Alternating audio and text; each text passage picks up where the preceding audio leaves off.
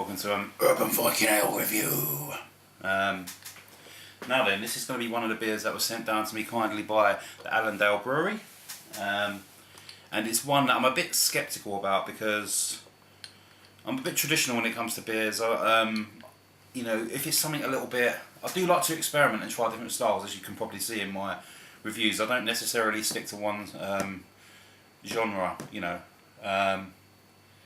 But now and again, I'll sort of venture into something like the Rausch beer, which is a smoked beer, and I just didn't like it, and I was a bit worried about the sort of comments I'd get on that, because I know there's a lot of people out there who love them.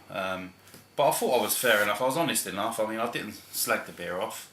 It just wasn't for me, but I could appreciate the craft that went into it. And this one is from the Allendale brewery, and it's going to be the very first one I've ever tried. It's their Beacon Fire, excuse me, and it's a real chilly beer. Look at that. Now then, I'm not a massive fan of chili, as in the peppers. I love chili con carne, but I don't know. It's so strange to hear it being associated with a beer. So anyway, let's give you some info on this before I crack it. Come on, Dave. Right, okay. Throughout recorded history, this is the story about the Beacon Fire. Let me just tell you something about Allendale. The names of their beers are usually associated around either folklore or just something really interesting. I reviewed their wolf beer, and which was in regards to the Allendale wolf, which is a mythological, well, not mythological, it was a legend of this wolf that went around and killed about 40 sheep back in Allendale, and in the end it was, well, you can look at the history anyway, but the wolf was actually killed by a train, allegedly. They don't know if it was the real wolf or not, and at first when I'd done the review, it just made me laugh because I thought it was funny, like having a legendary wolf that killed 40 sheep, and I don't know, it just tickled me a bit. But then I went online and looked into it, and it got really interesting because I started going off onto different side trails. And then I went on from the Allendale Wolf to the Hexham Heads, which is another great story you need to look up online. But yeah, anyway, their beers tend to be named after stuff that's really interesting. So this is Beacon's Fire. Let's see what it says about this one. It says, throughout recorded history, the Beacon Fire was very important in Northumberland as a way of spreading the message of danger across country. They were used by Romans along Hadrian's Wall to summon soldiers in case of trouble.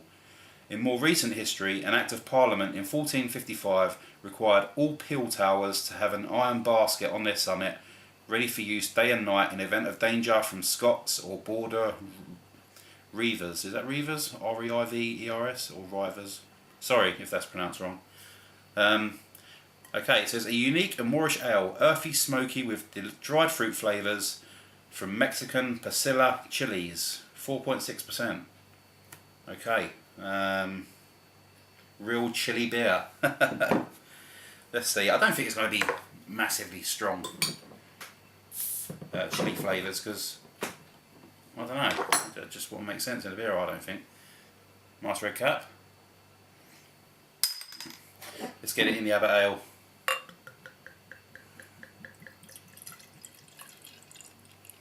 Okay, it's got a nice colour.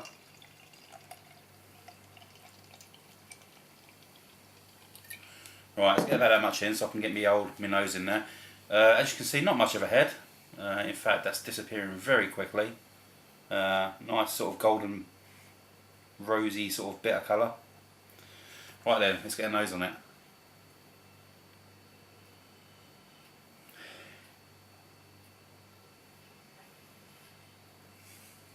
See, with that one I'm getting more of a sort of earthy, an earthy sort of malty sort of smell.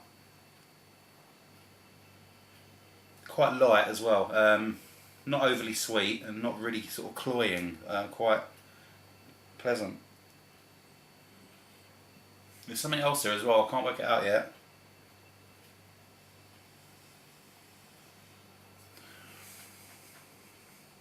I'll tell you what it does smell like. When you know, like when you're walking through a park in the autumn, when it's just been raining and the water's I don't know, you get this sort of smell coming off the ground, off the leaves. It's like a weird sort of ozony, autumnal sort of smell. It's a really nice smell. It's really comfortable, really comforting smell.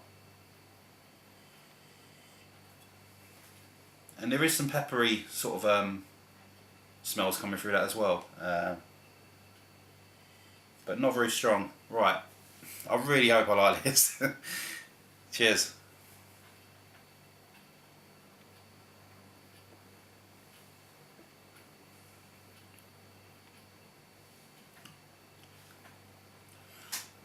Oh wow. Yeah, there's definitely a chili in that.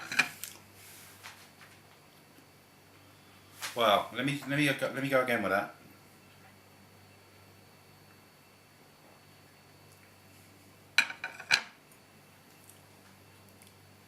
Wow, that's really strange.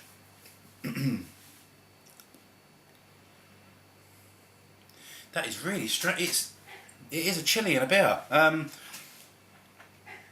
The initial taste is almost like a sort of mild bitter. Nothing outstanding. Quite light in body. So basically, you're getting like, you know, not substandard. You're getting an average bitter sort of taste. So you're drinking that, and then this heat just starts to build up, and it sort of builds up over your tongue, and it goes to the roof of your mouth, and it stays there. And I've still got it now. And it is like a red chili pepper or something like that. It's not, you know, overpoweringly hot, like making your nose stream or anything like that, but it's really strange.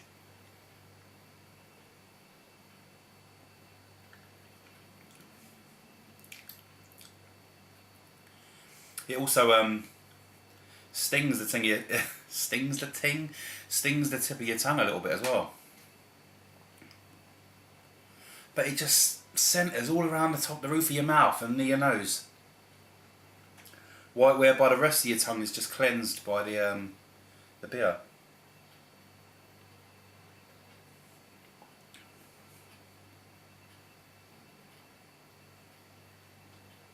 You know what? The initial first couple of tastes, I was like, ugh, I'm not really that too bothered about this. But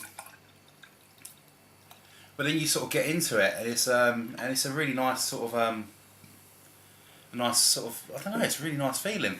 It sort of livens up your mouth, and it's quite an exciting flavour, I think.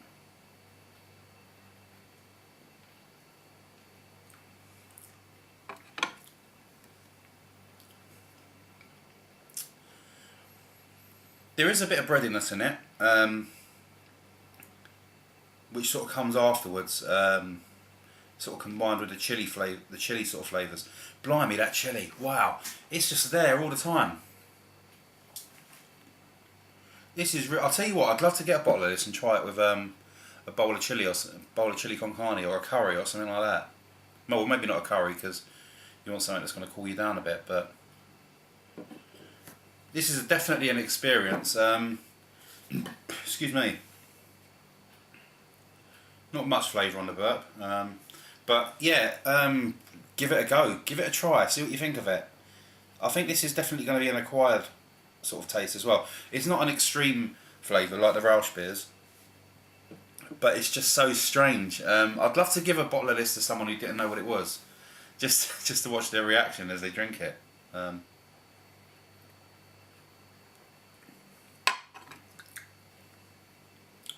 It's nice.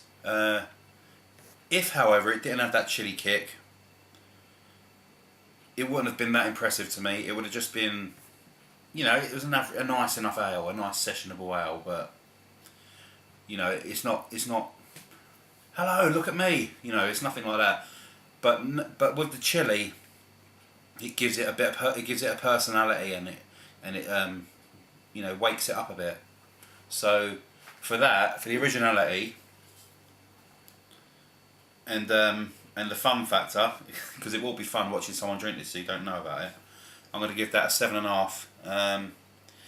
It's definitely not my type of beer. I probably wouldn't get this again because, like I say, I'm not a big fan of chili, but I do like trying stuff that's original, and this is definitely original. So yeah, if you see it, get it just for the fun factor alone and just to try it. Give it a go and see what you think of it. So yeah, that's my chili beer review, my very first one, and it'll probably be my last. I don't think I'm gonna start hunting down chili beer as a quest or anything like that. Quest. Anyway, thanks for watching the Urban Viking Ale review. Appreciate it, and I'll see you again soon for another beer review. Cheers.